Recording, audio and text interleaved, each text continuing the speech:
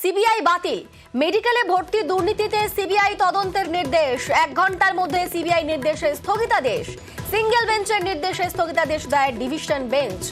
এই মুহূর্তে আমাদের সঙ্গে রয়েছেন অর্ণব। অর্ণব, কি পর্যবেক্ষণ ডিভিশন বেঞ্চের?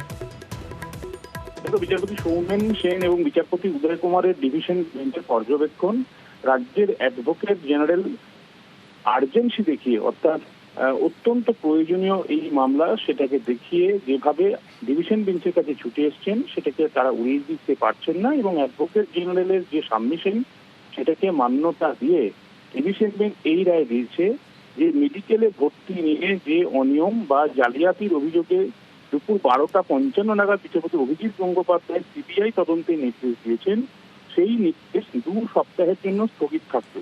অর্থাৎ সিবিআই তদন্তের নির্দেশ দুপুর 12:55 দিলেন এবং দুপুর 2:06 ডিভিশন বেঞ্চ সেই নির্দেশ স্থগিত করল। সিবিআই নির্দেশ বাতিল বা খারিজ করেনি, আপাতত ওই নির্দেশ স্থগিত করে রাখলো, আপাতত সেটা কার্যকরী হবে না।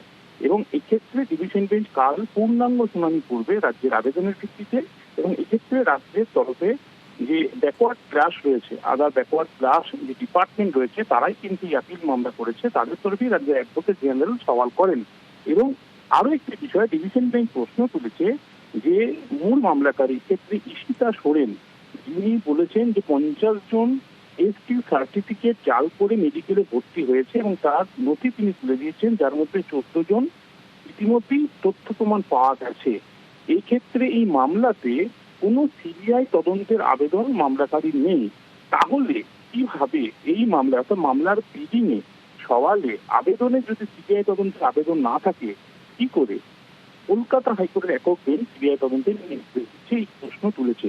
এবং এক্ষেত্রে কাল পূর্ণাঙ্গ শুনানিতে বিষয়টি স্পষ্ট হবে। তবে এই ক্ষেত্রে তুমি বলে রাখি, বিচারপতি অভিজিৎ গঙ্গোপাধ্যায়ের নির্দেশ ইতিমধ্যে হাইকোর্টের ওয়েবসাইটে আপলোড হয়েছে।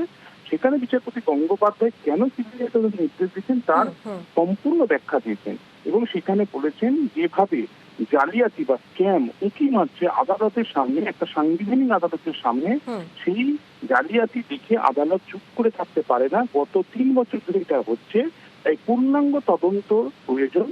সেই কারণেই আদালত সিবিআই কে পুরো বিষয়টা তদন্তের নির্দেশ দিচ্ছে, আবেদনে সিবিআই আবেদন না থাকলেও। কালকে 10:30টার সময় বিচারপতি অভিজিৎ গঙ্গোপাধ্যায়ের বেঞ্চে মামলা শুনানি রয়েছে, একই মামলা শুনানি ডিভিশন বেঞ্চও রয়েছে। কাজে আজকে দিনভর প্রায় 5 বার যে টানাপোড়েনের ছবি আমরা দেখলাম, কালকে তার সমাপ্তি হয় কিনা সেটাই দেখা। বেশ, ধন্যবাদ অর্ণব।